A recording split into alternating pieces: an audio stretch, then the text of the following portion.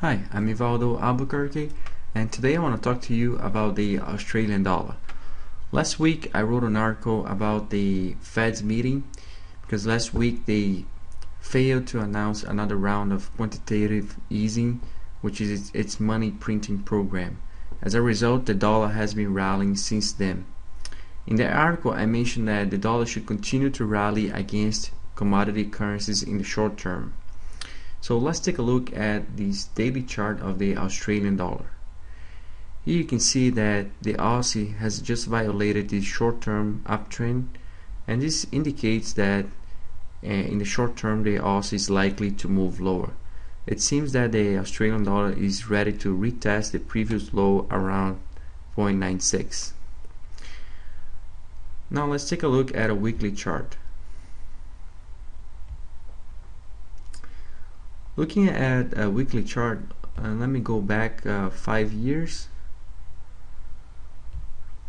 You can see that the Aussie had been in a long-term uptrend since 2008, and with this recent decline in the Aussie, it has violated this uptrend. The other thing to keep in mind is that it seems that the Aussie is forming a long-term head and shoulders formation. As you can see here, it looks like we have a left shoulder, a head, and it looks like this recent rebound is forming the right shoulder. This is a complex head and shoulders because it looks like we have two heads, and here we have the left shoulder, and now it looks like this recent bounce is forming the right shoulder.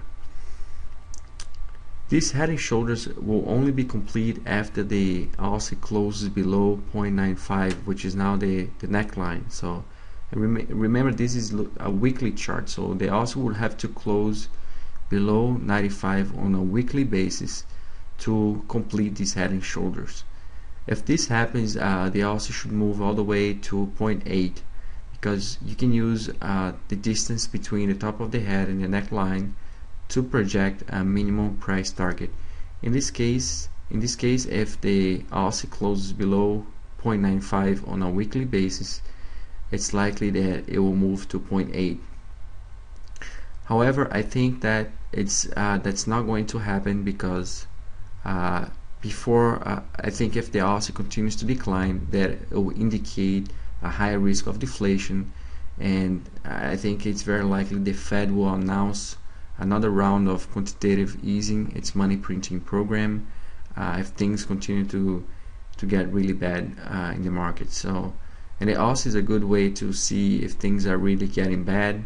It tends to perform along with stocks. So if Aussie continues to decline, it will indicate a major risk of deflation, and the Fed will try to fight deflation by printing more money, which is actually going to be good for the Aussie. So I don't expect these head and shoulders to complete, but if it does complete, you'll know that there's a lot of downside risk for the Aussie. If the head and shoulders complete, I will expect it to move all the way to 0.8.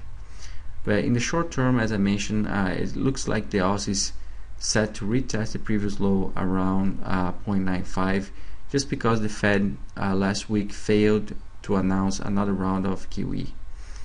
That's all I have for you today, and thanks for watching.